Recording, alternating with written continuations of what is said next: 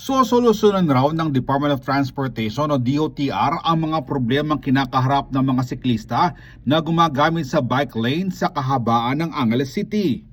Lalo na ngayong may krisis sa langis at tumataas ang presyo ng mga bilihin, pinipili na ng mga ilang Pinoy ang pagbibisikleta bilang matipid at praktikal na paraan ng pagpasok sa paaralan o trabaho. Habang ang iba naman, nagbabike bilang parte ng kanilang daily exercise.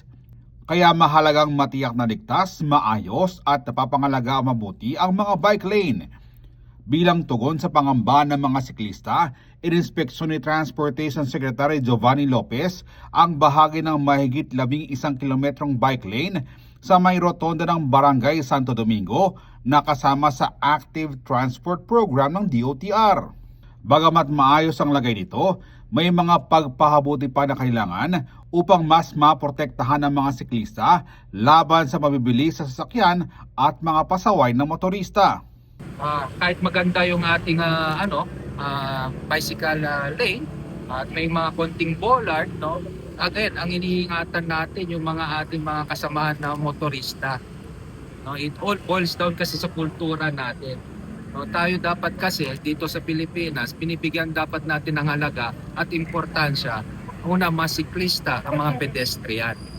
So tinitingnan namin ngayon kung paano mas maging ligtas ang ating mga siklista. Kabilang sa mga hakbang na pinag-aaralan ang pag-deploy ng mga traffic enforcer para alalayan ang mga daraan sa bike lane. Gayon din ang paghanda sa mga bagong motorista ukol sa bike lane awareness. Mas lalo dito sa rotonda, kung napansin nyo, nakita nyo kanina, may nagbibisikleta at may gumagamit ng ating bicycle lane, pero talagang kinakabahan din sila kasi yung mga mabibilis na sasakyan.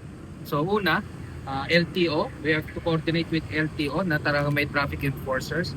Pangalawa, naisasama na din ito sa theoretical course ng LTO natin. Isa sa tinitignan ng ahensya ang posibleng pagpapatupad ng speed limit sa mga kalsadang may bike lane. Importante, bigyang halaga, importansya ang ating mga siklista at hindi lang mga pedestrian.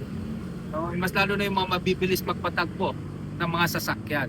Pangatlo, may pag-coordinate kami sa lokal na pamahalaan at sa DPWH also, no, na parati natin katuwang sa mga ganitong programa. If we can impose like a maximum speed limit sa mga ganitong may mga bike lane. At yan nakakatulong din, no, to at least make our cyclists feel more safe.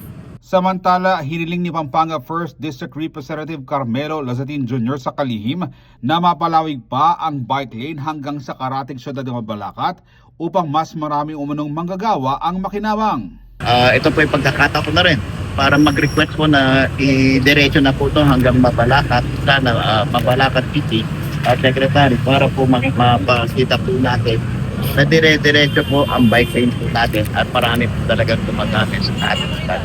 Pati po yung mga ibang nagtatrabaho po na mga sa iba-ibang lugar, nagbibisikleta na po ngayon, lalong-lalo na po nung biglang tumaas ang gasolina natin, kaya dumami na po yung mga saklitang tumagamit po ng bike lane natin. Para naman kay Jay Santos sa araw-araw ng bibisikleta papasok sa trabaho, malaking tulong raw ang mas malinaw na markings at mga plano para gawing mas ligtas ang biyahe ng mga kapwa niya siklista. Lagi ko naman sinusunod yung bike lane tsaka minsan lang yung mga motorista. Medyo di mo maiwasan na biglang papasok sa tabi mo, yun lang. Pero saka may mga nagka-counterflow na mga motorista, lalo na doon sa may bandang Pulumbulo. Doon, marami doon. So parang ngayon, lalo na bago yung pintura, clear naman eh. Alam mo naman, may mga motorista lang talaga na pasaway. Kung may sasakatuparan ng mahakbang, mas magkakaroon ng kumpiyansa ang mga siklista na gamitin ang kalsadang dapat ay ligtas para sa kanila. Maging daan rin umano ito tungo sa mas environment-friendly at abot-kayang pagbiyahe. Ako si Jody Dizon Mercado para sa CLTV 36 News.